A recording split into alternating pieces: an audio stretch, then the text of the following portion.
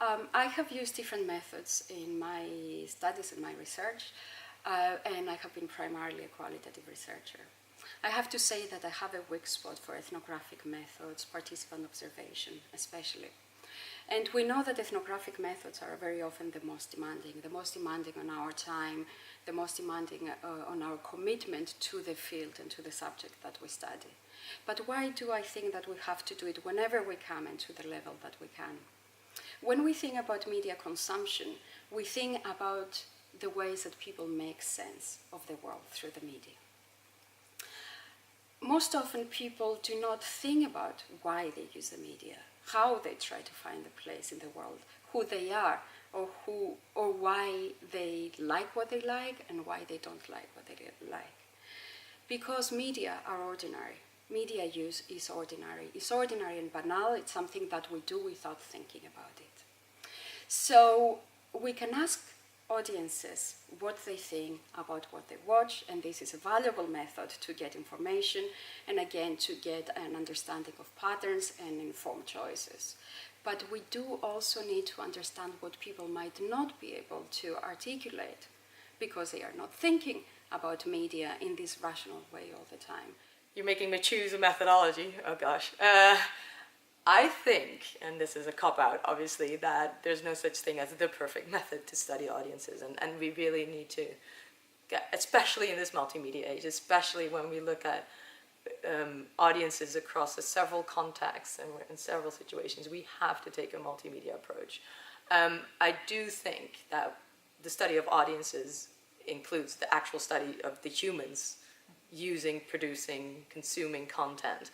So for me, the methodologies that I would look at is those that engage directly with the people who are doing that, the audience. So I'd probably be less inclined to go towards things like content analysis or discourse analysis as such. And for me, the study of the audiences really needs to involve active engagement with the people who are watching it. And also not just kind of active engagement in the sense of doing individual interviews or case studies of particular viewers of a program, but really to think about diversity, and I think both in methodology but also in terms of the audiences. So for me, that leads me to think of combinations of, for example, survey research of individuals, but looking at how they live in communities and how that community engages within with media content and media products in a specific context. So that would automatically mean that there has to be something of group interviews, focus groups, observation,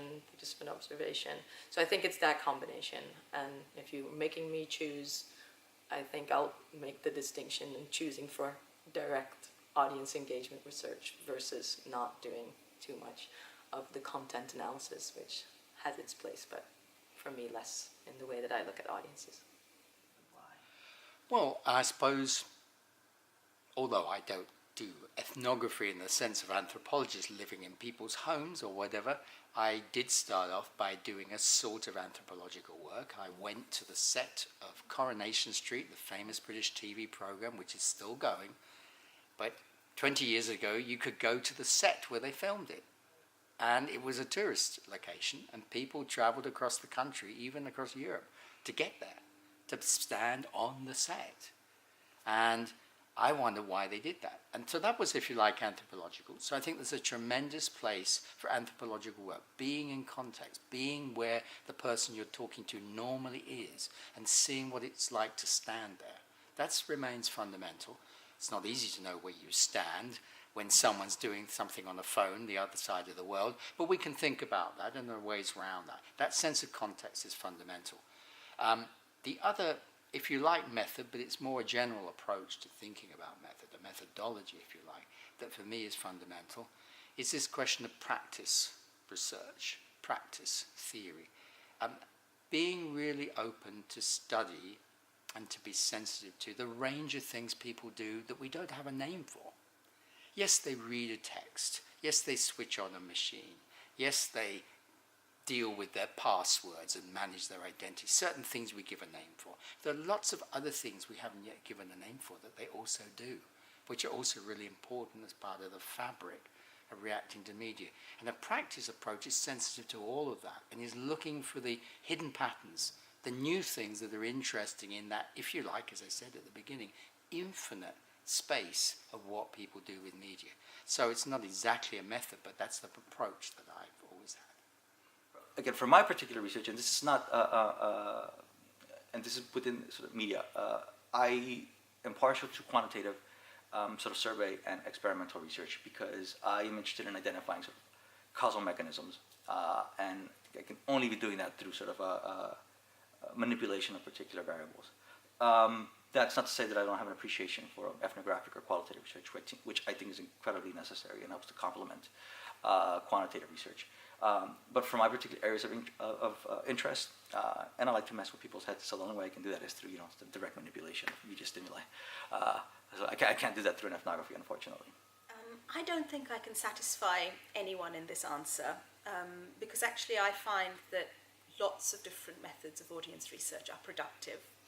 And if you happen to have the personnel capacity and the capital capacity, deploying multiple audience research methods together is the most productive way of going in terms of understanding meaning and understanding audiences that you can get. And I'll give you an example. So my absolute favorite pieces of research include wide surveys, which are very open-ended and have got plenty of space both for quantitative and qualitative comments. They include in-depth interviews with a subset of the people that took the wide survey. They include observations of the sorts of people that took the survey, but also of subsets and subgroups within that when they are in different spaces. So, for instance, of parents separately and children separately, of men and women separately, of different ethnic and sexual orientations. And I think that kind of audience research, there's a beautiful study by Prieto Iglesias of a single film in which she interviews different sexual orientation groups separately, and she asks questions about sex and sexuality and gender on screen, and the answers in the focus groups are so different depending on what gender the people are in the room and what their sexual orientation is, how they read the film, how they understand the script. And she deploys this in a very, very organized, almost systematic, almost quantitative manner. And she's done maybe 48 of these focus groups. And it's really fascinating. Same film, it's almost like different films, 20 different films, seen by different people. Central character loved, central character despised. Central character seen as a shining beacon of women's liberation. Central character seen as capitalist whiteness, and it's really, really amazing to watch that. So bringing together these various different methods, particularly for me, interviewing, observation, and large-scale surveys, gives you a unique insight into moments when there are ruptures between different members of the audience over meaning. It gives you a unique insight into the things that quantitative research cannot tell you, and there's an awful lot that it can't, but there's an awful lot that it can, and it can validate it in a way which is very satisfying. And not that satisfaction should be the end goal of methodology and audience research, but I think if you get a feeling of something from a qualitative interview and then you confirm that feeling through a large quantitative survey, or you want to know more through a large quantitative survey and then you confirm that through interviews, or you nuance it through interviews, that's the most useful and constructive method. I think the really crucial thing for audience researchers is to get out of the university, not ask people to come anywhere near where you are or where you work, but to go and find them where they engage with the media spontaneously in their lives. So that means that I visit a lot of people at home. I talk to children where they prefer to play or hang out.